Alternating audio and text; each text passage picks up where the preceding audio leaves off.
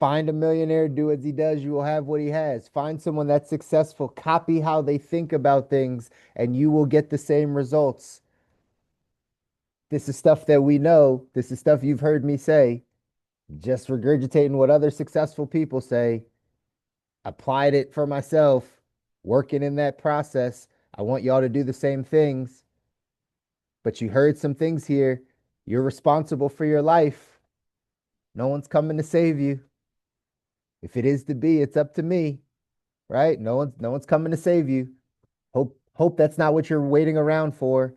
I hope you're not waiting around for somebody to come and pluck you out of that situation or give you the right job or put you in the right opportunity. I hope we are taking full accountability and responsibility for our life. I hope we are. That's what Oprah said, right? It's not just me saying it, it's Oprah saying it too. So you got to start paying attention to these things. Some things I wrote down. Gratitude journal. How many times do I tell you? It'll change your life. Why? Oprah gave you a why behind it because she said it'll shift your perspective, thinking, right? What you see, perspective. If you just start doing these things, if you just start writing out a gratitude journal at night, in the morning, writing down what you're grateful for, it'll force your brain to start thinking about things of gratitude, right? And the way our brain works is whatever you focus on, you get more of. So it's so easy for me to be grateful for things. It's so easy for me to stop in the midst of my day and be grateful. It's so easy in the chaos for me to just be like, I'm so grateful that I get a chance to do this, or that I get a chance to see this, or be here, or have this relation. Like it's easy because I've trained my brain how to see that. Have you trained your brain how to see the good things? Or do you just see the problems or the things you don't have or right the challenges or the avert like how's your mind doesn't mean they're not there. We've talked about this. It doesn't this is not like willful ignorance, right? Like it's there. It's just how you train your mind for what you wanted to see. So have you put that gratitude journal in? I know you've been those of you that have been around for some time know I've said this for years, right? Like you should wake up and think about first couple things, the first couple thoughts in your mind should be what you're grateful for. It's going to change your perspective. It's going to change how you think and you're going to get different outcomes. She said, listen to your life. Listen to your life. I love that analogy of these, right? Your life is always talking to you. God is always speaking through you, right? Like it's always happening. Are you listening? Are you able to hear? Are you aware? Or are you sleepwalking through life? Are you distracted through life? Are we just drifting through life? Are we just taking the days as it come? Are we right? Or are we listening? Are we paying attention? Right? Are we paying attention before before the word got taken over for a political sense? So I'm not using it in that, but before the word got taken over for a political sense, this is what woke meant, right? Erica Badu talked about like being woke. It just really meant, are you moving through life awake, aware, listening with your eyes, with your ears? Are you paying attention to what's happening? Or are you just following life and just going through life? They completely changed the definition of it, so we can't really use it in the same ways, but that's what it meant. It's like, are you awake? So you have to ask yourself these questions, y'all. Like, are you awake? Are you listening to your life? Are you listening to God? Are you hearing what's happening? Because it's important. Life comes to distract. We can't get to our ideal life. We can't get to the best version of ourselves. We can't manifest, make things happen the way that we want to if we're not awake, if we're not aware, if we're not listening. So you got to listen to your life. Stop sleepwalking through life. You are a product of what you believe. Oprah said it. You've heard me say it, but Oprah said it. You're a product of what you believe. Where you are in life right now, your current situation,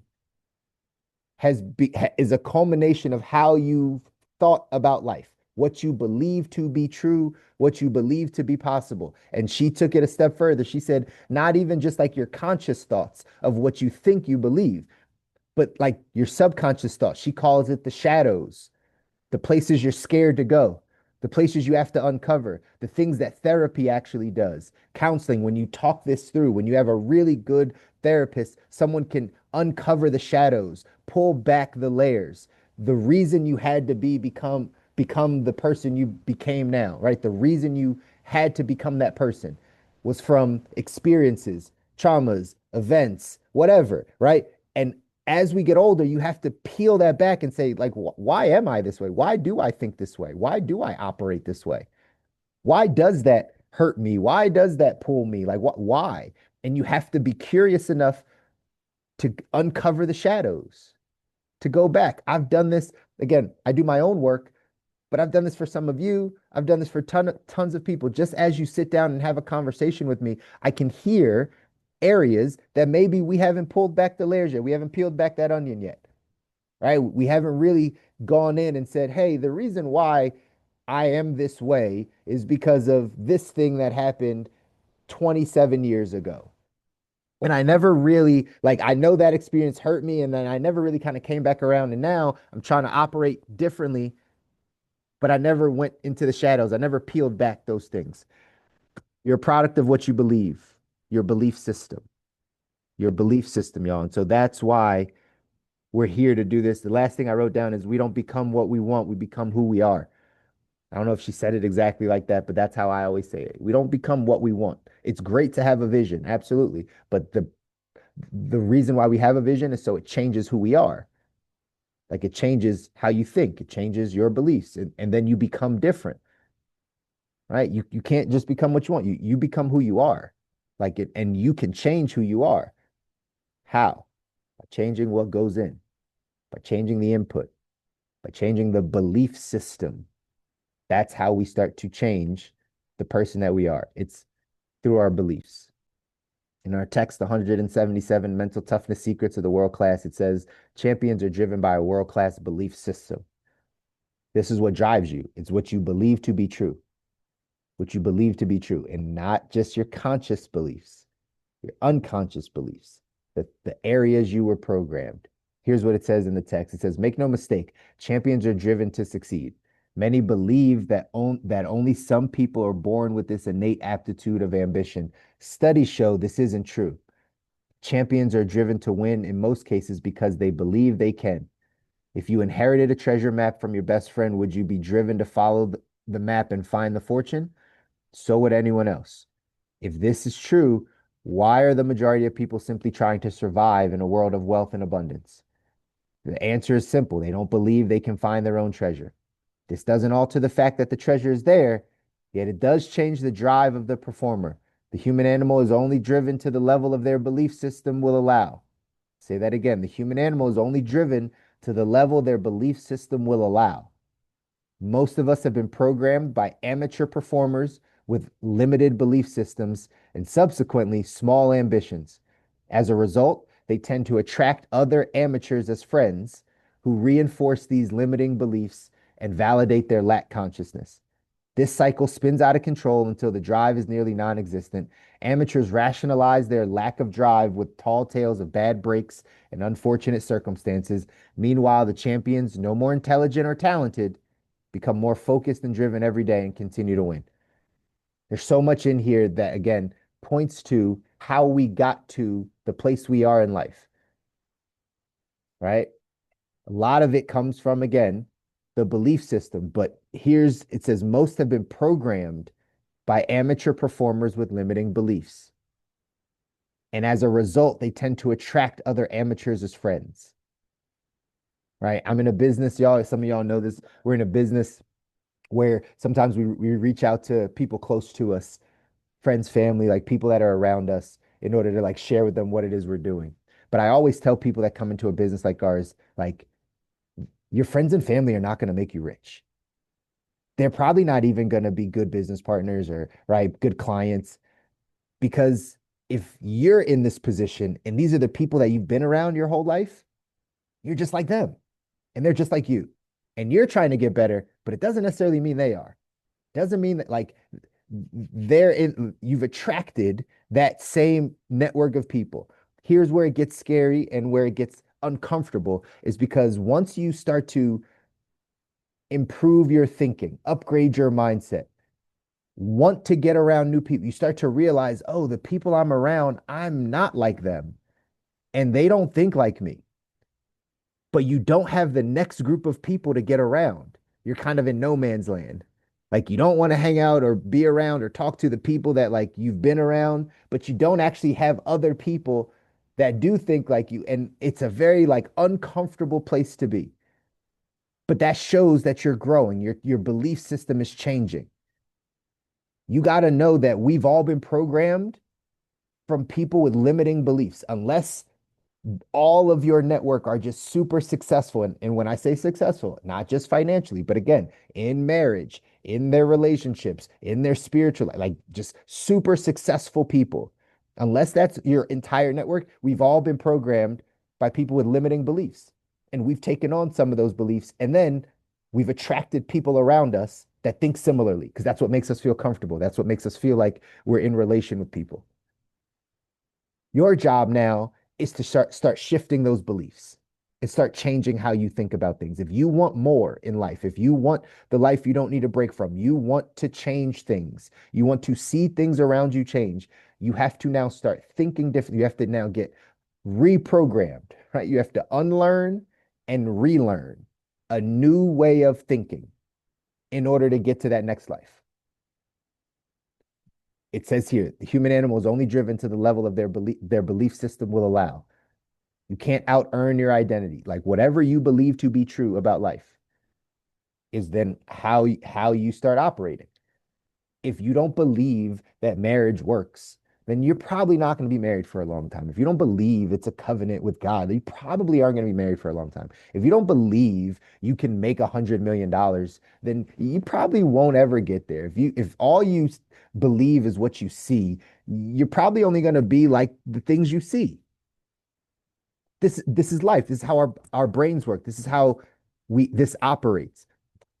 That's why these conversations are so important, ladies and gentlemen. That's why, right, understanding what's really driving you, what's really moving you, what's really getting you to that life is the key, right? It's the key to you being able to actually change things. You got to know it starts with your belief system. Starts with your belief system. And so we have to go to work changing our beliefs. We have to get around people that believe things differently than us. We have to get around people that inspire us. You have to start taking in new information. This is how God works. This is how right we manifest things. I posted on Facebook maybe a week ago, like, hey, I need some good book recommendations. I'm running out of books. I got some Audible credits. And so I had a couple people kind of drop some books in there. And I looked at one or two of them. And literally 2 days ago, Wallow on Instagram has a post where he's just giving you like 7 or 8 books to read. He just like it's a post where he's just showing you all these books. And all of the books I had not read. I only read like one of the books out of all like the 7 or 8. I don't know that that's coincidence. I don't believe that, right? I was looking for something. I put it out into the world like, hey, I need some book recommendations. I left it out there. 2, 3 days later, a popular influencer starts sharing all the types of books that I like to read. And I literally just went and copied all of them and put them all in my wish list for Audible. Small things, right? About how our brains work, how what we focus on, we get more of. But just know reading is something that changes your belief system. Reading things that help you, that challenge your thinking, that help you change your thinking. Many of us haven't read a book since school, right? But like reading and taking in information is how you start changing your beliefs. If you just read the things, listen to the things of what you already believe, you're going to have what you already have. That's not the life we got to live, y'all. Here's what it says. It says in this quote, in the second grade, they asked us what we wanted to be. I said I wanted to be a ball player, and they laughed. In eighth grade, they asked it the same question, and I said it, a ball player, and they laughed a little more. By the 11th grade, no one was laughing, right? Because he believed it. I just told my wife this. We were playing a game yesterday. And I told her, hey, whether you believe you can or whether you believe you can't, either way, you're right. Always remember that, y'all. Whether you believe you can or whether you believe you can't, either way, you're right. So what do you choose to believe? That's conscious thought. That's conscious thought. If you believe you can't do something, then you're right. You can't do it. If you believe you can do something, then you absolutely can do it. We have to pay attention to not just our conscious thought. We also have to pay attention to our unconscious, our subconscious thoughts, the beliefs that are running our lives that came to us from our parents, from our teachers, from coworkers, from people that loved us, from ministers and pastors and right, all types of people that have influenced you to think about life in a certain way. You want a different result? You got to change the way you think about things. That's what Oprah told you today. Action step for today says, generally speaking, is your belief system poverty class, middle class, or world class? Ask this critical thinking question. Do my drive and ambition mirror my beliefs? If you're not sure of the answer, there's right, there's another part of this book that you should look at. Anyways, that's for today. That's for this Friday. Change your thinking, you change your life. Our life, you are where you are because of what you believe. If you change what you believe, your life will change. It's the way it goes. Easier said than done. I know. I know. Easier said than done. You're going to get off the call and life is going to come smack you, right? Later today, you're going to have a major thing happen to you. It's okay. This is the process of constantly growing and learning and becoming so that we can have the capacity to handle the life that we're asking for, y'all. Go out, do something this weekend that scares you. Do something that pushes you out of your comfort zone. I love you guys. I want you to win. You deserve it. Your families deserve it. No one tells you. I'm going to constantly tell you. Someone's got to shift your belief system, right? You might believe no one cares about you. You might believe that no one's rooting for you and the world's against you and it's so hard and all the things. No, no, no. There's people like me that are rooting for you. I want you to win. You got to believe it that you deserve to win. And now we got to go out and do the work. Enjoy your weekend, y'all. I'll see you guys back here Monday. Take care.